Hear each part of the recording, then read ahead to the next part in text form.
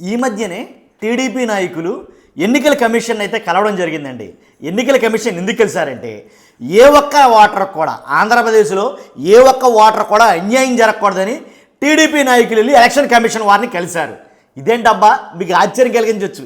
ఈ మాట వినగానే పూర్తిగా వివరాలు చెప్తాను ఖచ్చితంగా. ఫస్ట్ అయితే కనుక లైక్ చేయండి. వీడియోని లైక్ చేయడం వల్ల ఎక్కువ మందికి అయితే షేర్ అవుతుంది. అంతేకాదు వీడియోని లైక్ చేయడం మీ బాధ్యత అని చెప్తాను. అలాగే కొత్తగా మన ఛానల్ చూసారా పక్కాగా సబ్స్క్రైబ్ చేయండి. అంతేకాదు మీ అమూల్యమైన అభిప్రాయాన్ని టీడీపీ నాయకులు అదే కూటమి నాయకులు వెళ్ళి ఎలక్షన్ కమిషన్ కలవడం అంటే ఏ ఒక్క ఓటర్కి అన్యాయం జరగకూడదని ఎలక్షన్ కమిషన్ కలవడం మీరు ఎలా భావిస్తున్నారనే దాని మీద కామెంట్ రూపంలో తెలియజేయండి. ఏంటి అసలు యాక్చువల్గా ఆంధ్రప్రదేశ్లో జరిగిందేంటి? గత ఎన్నికల్లో అసలు గెలిచింది ఎలాగా? ఏంటి కూటమి ప్రభుత్వం అని అంటే కనుక వైసీపీ వాళ్ళు ప్రధానంగా అంటున్న మాట ఏంటంటే ఇది ఈవీఎంల ప్రభుత్వం, ఈవీఎంల మీదే గెలిచింది, ప్రజలు వేసిన ఓట్ల ద్వారా కాదు, ఈవీఎంలలో ట్యాంపరింగ్ జరగడం ద్వారా ఏంటి కూటమి ప్రభుత్వం గెలిచిందని వాళ్ళు గంటాపథంగా చెప్తారు ఆల్రెడీ కదా. మరి అలాంటప్పుడు ఏ ఒక్క ఓటర్కి అన్యాయం జరగకూడదని చెప్పేసి కేంద్ర ఎన్నికల సంఘాన్ని కలవడానికి వెళ్ళి ఏంటి దాంతో వాళ్ళతో మాట్లాడటం అంటే అది ఎంతవరకు విడ్డూరంగా ఉంటుందో ఒకసారి ఆలోచించండి. నిజంగా వీళ్ళు కలిశారు వాస్తవంగా కూడా ఏంటనేది విషయం చెప్తాను నేను. ఎలా అంటే అర్హులైన ఏ ఒక్క ఓటర్కి అన్యాయం జరగకుండా ఓటర్ల జాబితా సవరణలో న్యాయమైన పారదర్శకమైన విధానాలను అమలు చేయాలని టీడీపీ ఏపీ అధ్యక్షుడు పల్లా శ్రీనివాసరావు గారు ఏంటి కేంద్ర ఎన్నికల సంఘాన్ని కోరారు. సుప్రీంకోర్టు మార్గదర్శకాలకు అనుగుణంగా ఎన్నికల విధానంలో సంస్కరణలు ఓటర్ల జాబితా సవరణలపై రాజకీయ పార్టీల అభిప్రాయాలు తెలుసుకునేందుకు కేంద్ర ఎన్నికల సంఘం అన్ని పార్టీలు వాళ్ళు పిలిస్తే దాంట్లో భాగంగా మాట్లాడడానికి అని చెప్పేసి టీడీపీ తరపు నుంచి ఏంటి టీడీపీ అధ్యక్షుడు వెళ్ళటం జరిగింది. కాబట్టి వెళ్ళి వాళ్ళు కొన్ని విషయాలు అయితే చెప్పడం జరిగింది. ఎవరెవరు వెళ్ళారంటే కేంద్ర ఎన్నికల సంఘం ప్రధాన కమిషనర్ జ్ఞానేశ్వర్ కుమార్, కమిషనర్లు వివేక్ జోషి, సుఖ్బీర్ సింగ్ సంధు మంగళవారం ఢిల్లీలో నిర్వహించిన సమావేశానికి టీడీపీ తరపున పల్లాతో పాటు ఎంపీలు లావు శ్రీకృష్ణదేవరాయలు, బైరెడ్డి శబరి, దగ్గుమళ్ళ ప్రసాదరావు, ఎమ్మెల్యే కోన రవికుమార్, పార్టీ జాతీయ అధికార ప్రతినిధి టి జ్యోత్స్న హాజరయ్యారు. ఏంటి కాబట్టి పల్లా ఎవరైతే ఉన్నారో ఆయన మాట్లాడుతూ ముసాయిదా ఓటర్ జాబితాలను అన్ని రాజకీయ పార్టీలకు అందజేయాలని, క్షేత్రస్థాయి అధికారుల నియామకంలో పారదర్శకత పాటించాలని సూచించారు.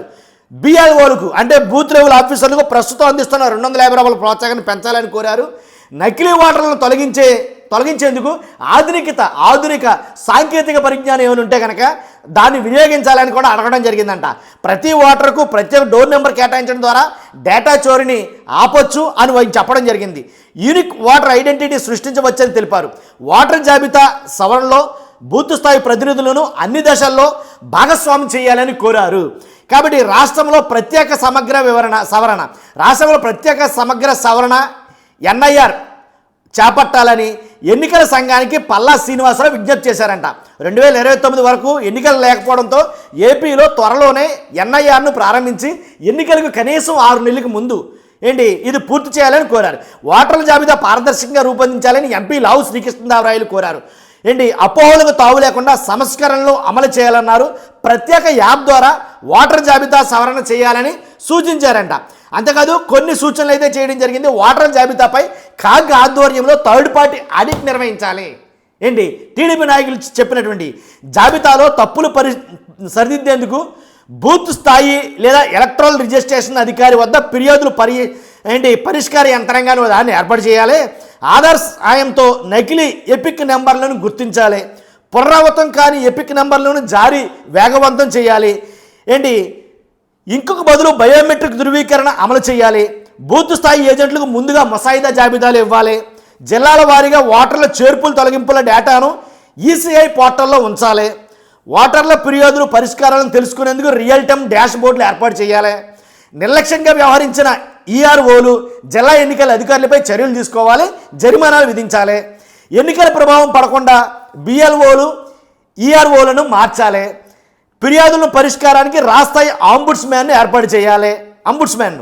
వలసదారులు, గిరిజనులు, వృద్ధులను ఓటర్ల జాబితాలో చేర్చేందుకు ప్రత్యేక శిబిరాలు ఏర్పాటు చేయాలి. సంచార జాతులు ఓట్లు హక్కు కోల్పోకుండా ప్రాథమిక పత్రాలు అనుమతించాలి. ఓటర్ల జాబితా ప్రతి నెల రాజకీయ పార్టీలతో సమావేశాలు నిర్వహించాలి. ఇది టీడీపీ తరపు నుంచి కూటమి తరపు నుంచి వెళ్ళి కేంద్ర ఎన్నికల సంఘానికి చెప్పడం జరిగింది. ఇదంతా విన్న వైసీపీ నాయకులు ఏమంటున్నారంటే ఒకటే మాట, సింగిల్ లైన్, పతివ్రత పరమాన్నం వండితే తెల్లారిదాకా చల్లారలేదంట. అది వాళ్ళు అంటున్న మాట. ఎందుకనంటే కనుక అసలు మీరు నెగ్గిందే ఈవీఎంల మీద, ఆ ఓటర్ల జాబితాల సవరణ గురించి అట్ల గురించి ఇట్ల గురించి మనకెందుకయ్యా బాబు, కాబట్టి అసలు మీకు సూట్ కాని మాటలు ఎందుకు అని వైసీపీ నాయకులు చాలామంది మాట్లాడుతున్నారు. కాబట్టి ఆ నోట ఈ నోట ఈ మాటలు ఖచ్చితంగా ఎలా ఉందంటే ఎన్నికల కమిషన్ అనేది అసలు జరగడమే ఇక్కడ తప్పులుగా తడకలుగా జరిగింది. మేము అడిగే ప్రశ్నలకు ఎన్నికల కమిషన్ దగ్గరే సమాధానాలు లేవు, మరలా మీరెళ్ళి తగుదనమ్మా అంటే ఎంతవరకు సమంజసం ఇది అని వైసీపీ నాయకులు ఆరోపిస్తారు. చూద్దాం ఇదంతా రాజకీయ తంతులో భాగంగానే జరుగుతుందా ఏంటి అనేది. ఖచ్చితంగా మీ అభిప్రాయాన్ని కామెంట్ రూపంలో తెలియజేయండి. ఫస్ట్ అయితే లైక్ చేయండి, నాకు మోటివేషన్గా ఉంటుంది, ఎక్కువ మందికి ఇన్ఫర్మేషన్ షేర్ అవుతుంది. Thank you very much.